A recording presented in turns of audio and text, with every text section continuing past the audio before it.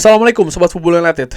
Ada sebuah pertanyaan di kolom komentar. Terima kasih banyak yang membuat gue akhirnya membuat konten ini ya. Karena kita tahu Manchester United yang mengincar pemain tengah. Ada 3 nama, Carlos Baleba, Adam Wharton, serta Elliot Anderson yang disebut-sebut menjadi target utama ya. Pemain dalam tanda kutip pemain premium lah yang diinginkan oleh Manchester United. Ada banyak pemain tengah. Tapi Manchester United juga membuat klasifikasi tersendiri ya kan. Mana target utamanya, mana target di bawahnya. Ada beberapa kategori, ada beberapa assessment analisa yang dilakukan. Banyak dibicarakan di sosial media dan juga di media-media. Carlos Baleba dikabarkan sebelumnya target utama. Lalu kabar terakhir menyebutkan bahkan Elliot Anderson sekarang yang menjadi target utama. Dengan Adam Wharton pun juga masuk ke dalam radar. Gua sendiri dari 2 nama pemain ya, gua menginginkan Elliot Anderson dan Adam Wharton. Walaupun ada sumber lain yang mengatakan ya Carlos Baleba dan Elliot Anderson nampaknya yang lebih diinginkan oleh Manchester United. Legenda dari Manchester United Paul Scholes justru memiliki pendapat lain nih. Dia mengatakan dari 3 nama itu dia lebih menginginkan Adam Wharton kalau harus memilih satu. Dimana ini sejalan dengan apa yang gue inginkan. Gue lebih menginginkan Adam Wharton. Gue sudah pernah bikin bahasanya ya, videonya kenapa gue menginginkan pemain ini. Dan kalau 2, gue lebih memilih Adam Wharton dan juga Elliot Anderson. Pertanyaannya, apakah bisa Elliot Anderson dan Adam Wharton ini bermain secara bersama-sama ya? Kalau melihat misalnya keadaan dengan seorang Carlos Baleba yang dinilai lebih merupakan sebuah gelandang yang bertahan ya kan, memiliki cover area yang juga cukup luas, dan Elliot Anderson yang sering dinilai merupakan lebih sebagai sosok ofensif ya, katakanlah seperti itu untuk membantu lini serang. Nampaknya kombinasi antara Elliot Anderson dengan Carlos Baleba ini lebih pas. Tapi menurut gua Elliot Anderson dengan Adam Wharton bukannya juga tidak bisa dikombinasikan. Karena gua melihat seperti ini Sobat Football United. Di sistem 3-4-3 ya, dibutuhkan menurut gua sekali lagi secara ringan amatiran 2 pemain lini tengah dengan fungsi yang bisa dikatakan hampir komplit. Dia harus memiliki fungsi menyerang yang bagus ya, artinya memiliki atribut-atribut untuk melepaskan umpan kunci, lalu memberikan umpan-umpan terobosan, termasuk juga mungkin teknis mengeksekusi bola-bola yang mungkin akan datang ke lini kedua. Ini juga harus bagus gitu. Kemampuan untuk mencetak gol pun juga harus ada. Di sisi lain, kemampuan untuk bisa mengcover area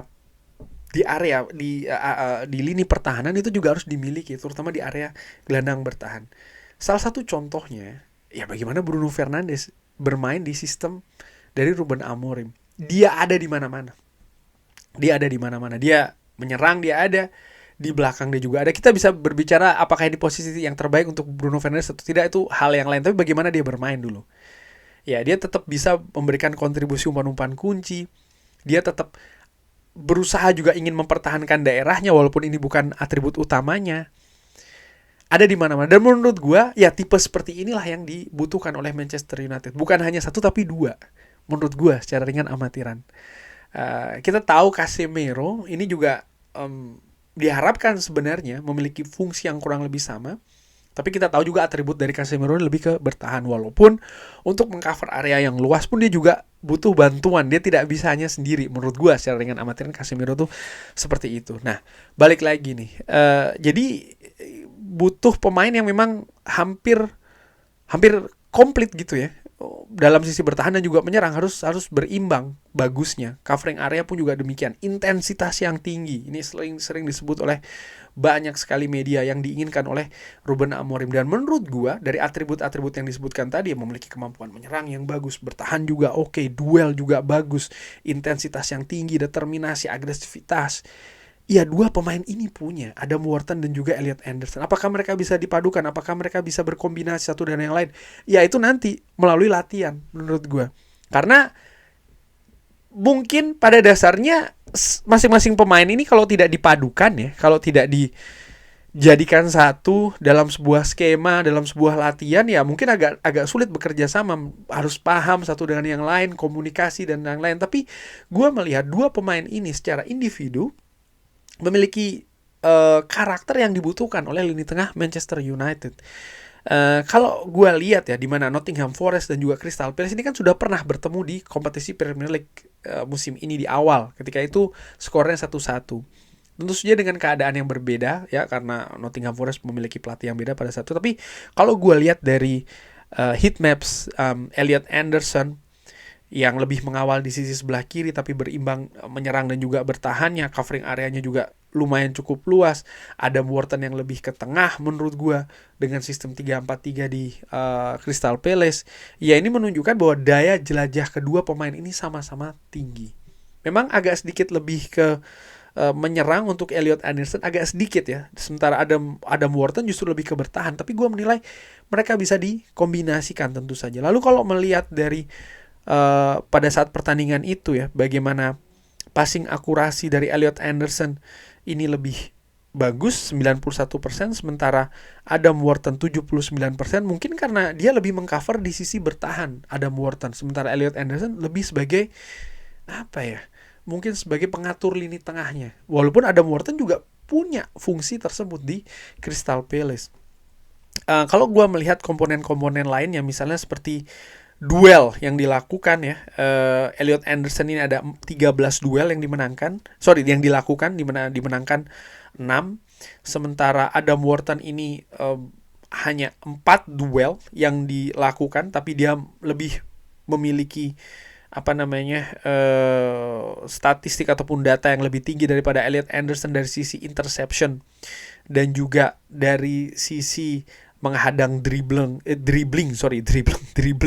dari pemain lawan. Ini juga merupakan hal yang menurut gue cukup menarik jika dikombinasikan antara Elliot Anderson dan juga Adam Wharton.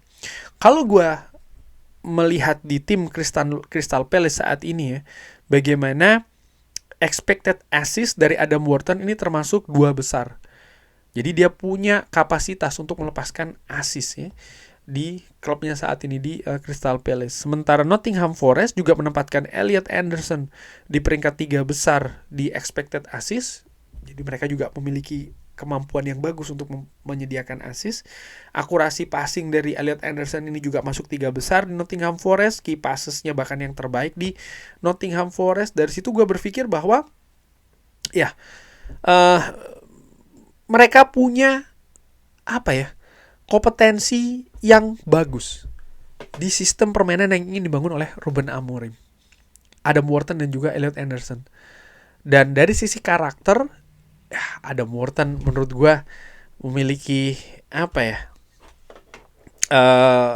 sebagai pemain Crystal Palace, kita tahu mereka memenangkan Piala FA musim lalu, dan ini jelas membuktikan atau membutuhkan ya karakter juga yang luar biasa, ketahanan mental yang juga tidak main-main ya, Adam Wharton, dan dia bisa melakukannya di Crystal Palace. Elliot Anderson di Newcastle dia tampil bagus, di Nottingham Forest dia menjadi pemain vital. Keduanya juga memiliki pengalaman di Liga Inggris, sesuatu juga yang menurut gue menarik dari dua profil ini. Sehingga sekali lagi gue pikir dua pemain ini bisa banget dikombinasikan. Gue bisa jadi salah, tapi bagaimana menurut Sobat Football United? Silakan drop di kolom komen. Terima kasih sudah menyaksikan. Jangan lupa like, sholat, dan juga subscribe. Wassalamualaikum warahmatullahi wabarakatuh. Thank you.